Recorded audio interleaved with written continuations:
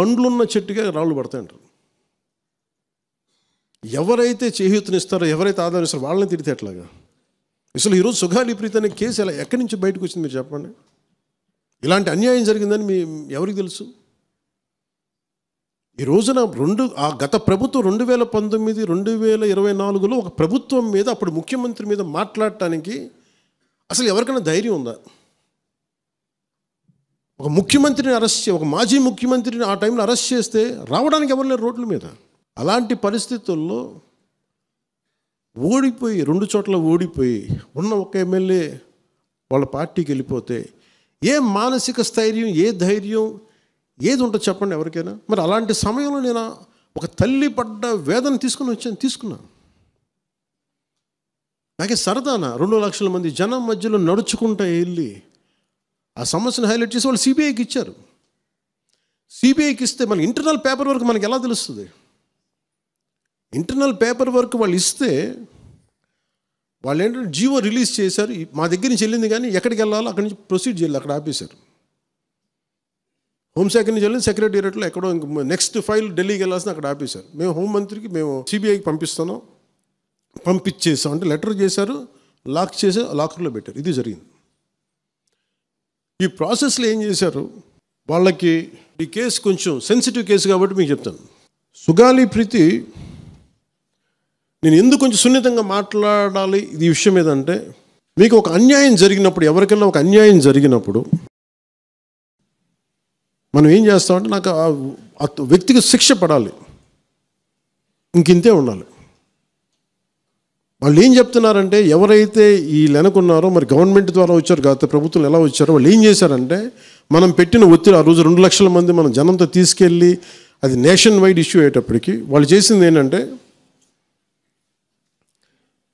మనం చేసిన పోరాటం వల్లే ఎస్సీ ఎస్టీ అట్రాసిటీ కేసు బాధితులకు చట్ట ప్రకారం ఇచ్చే ప్రయోజనాలు, పరిహారాలు వారి కుటుంబానికి దక్కాయి. కర్నూలు రూరల్ మండలం దిన్నెదేవరపాడులో 5 ఎకరాల వ్యవసాయ భూమిని కేటాయింపబడింది. ఆ గ్రామం కర్నూలు నగరానికి 9 కిలోమీటర్ల దూరంలో ఉంది. ఈ రోజున మార్కెట్ వాల్యూ కనీసం ఎకరాకది వాళ్ళు చెప్పడం మీరు క్రాస్ చెక్ చేసుకుని 2 కోట్ల వరకు ఉంటుందని చెప్తా ఉన్నారు. వీరి కుటుంబానికి కర్నూలు కార్పొరేషన్లో కల్లూరు వద్ద 5 సెంట్ల ఇంటి స్థలాన్ని కేటాయింపు చేసిన ప్రభుత్వం. సెంటు 10 లక్షల నుంచి 15 లక్షల వరకు ఉంటుంది. పాప 2 తల్లిదండ్రులకి రెవెన్యూ శాఖలో జూనియర్ అసిస్టెంట్గా ఉద్యోగం ఇవ్వడం అయింది. ఇది కాకుండా ఇది మన పోరాటం వల్ల ఒత్తిడి పెట్టడంలో వచ్చినాయి.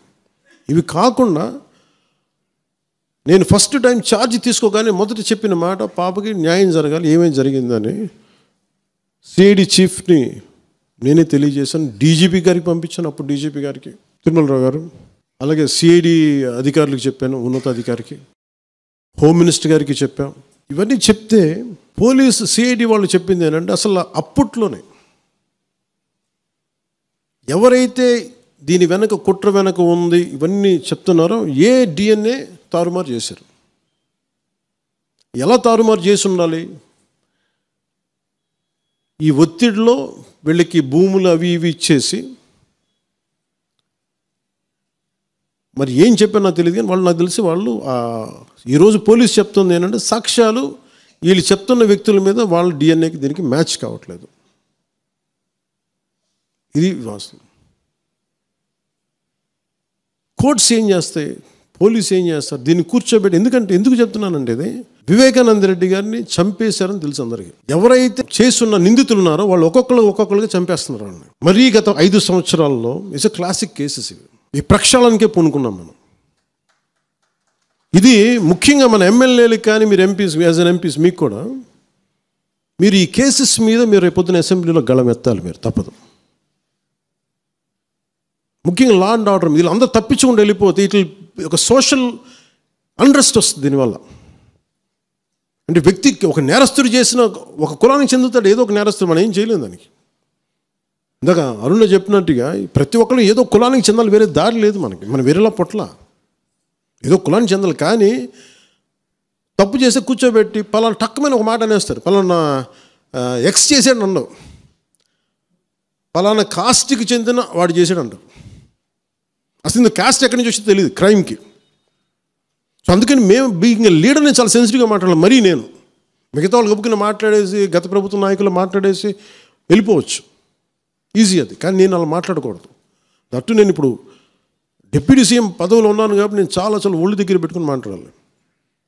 అందుకని ఇవన్నీ మీరు ఒక్కసారి దీంట్లో కూడా ఆ పాపకి న్యాయం జరగాలి, దోషులుంటే శిక్షింపబడాలి, దాంట్లో అసలు ఎప్పుడు లేదు. కానీ ఇలా ఒత్తిడి పెట్టాల్సిన వారికి కూడా నా విన్నపం ఏంటంటే, మీరు అసలు ఈ కేసు ఎవరి వల్ల బయటకు వచ్చింది మీరు చెప్పండి. సో మా త్రికరణ శుద్ధిని, మా చిత్తశుద్ధిని మీరు తక్కువ ఎంచిన. ఇక్కడ కేసులు వాళ్ళు కూర్చోబెట్టి నేను వెళ్ళి సాక్ష్యాధారాలు నేనేం క్రియేట్ చేయలేను. అక్కడ గత ప్రభుత్వం చేసిన తప్పులు కొనేసారి వీళ్ళు చాలామందిని. మరి ఏం కొన్నారు, ఎలా కొన్నారు, దీని మీద కేసు పెట్టాలి. ది లెట్ ఎంటైర్, ఇది నా ఒక్కటి కేసు కాదు, ఇది ఎంటైర్ సొసైటీకి ఇది సిచ్యువేషన్. మీరందరూ కూర్చొని ఒకసారి మన ఎమ్మెల్యేస్ అందరూ కూడా, మన నాయకులందరూ కూర్చోబెట్టి you try to take it to home minister గారు, including law and order CM గారి దృష్టిలో చేతిలో ఉంటుంది కాబట్టి నేను ఇంతకుమించి దీని మీద మాట్లాడకూడదు.